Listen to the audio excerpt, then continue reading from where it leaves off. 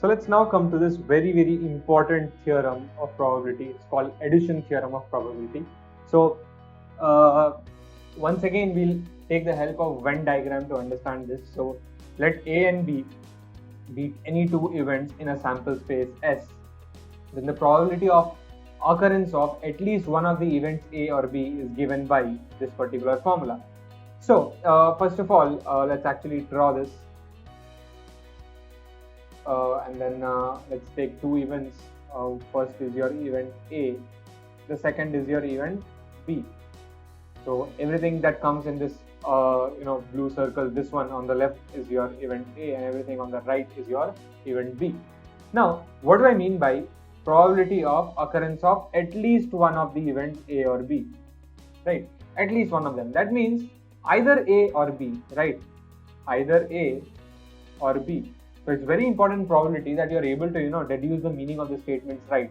When they say at least one of events A or B, that means either A or B should occur, right? One of them have to occur. So what you do is you basically take up either A or B, and either A or B was actually A union B. If you remember, A union B was either A or B.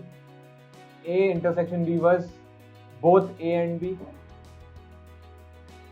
A minus A intersection B was A but not B, right? We have already seen this before. So either A or B was your A intersection B. So that's the reason why we are using this formula.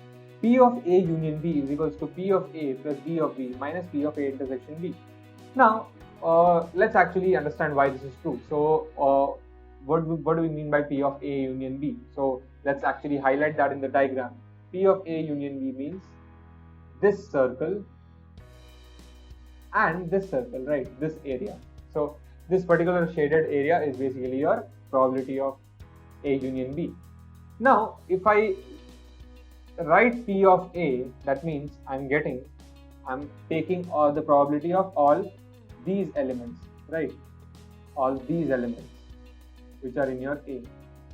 And if I actually add P of B, that means I'm taking all these B, right? But if you see in this addition, what happened was there was an overlap. I already had taken this middle zone, this particular zone. If I highlight the zone which forms the intersection of A and B, this has been taken twice in this addition, right? Because already when I took A, I already took this into account. So the pink color shows that. When I take green, B, I once again take this. So this has been taken twice. So what happens is I need to subtract it once. And that basically forms the basis of this particular formula. This is the reason why P of A union B is equals to P of A plus P of B minus P of A intersection B. So remember, this is a very crucial, very important formula. Do a lot of questions based on this formula. Like the moment you come across, I believe 1 out of every 3 problems in this chapter will actually involve this formula. So be very thorough with why this formula is like this and how it's been derived. Let's move on to the general form of addition theorem of probability.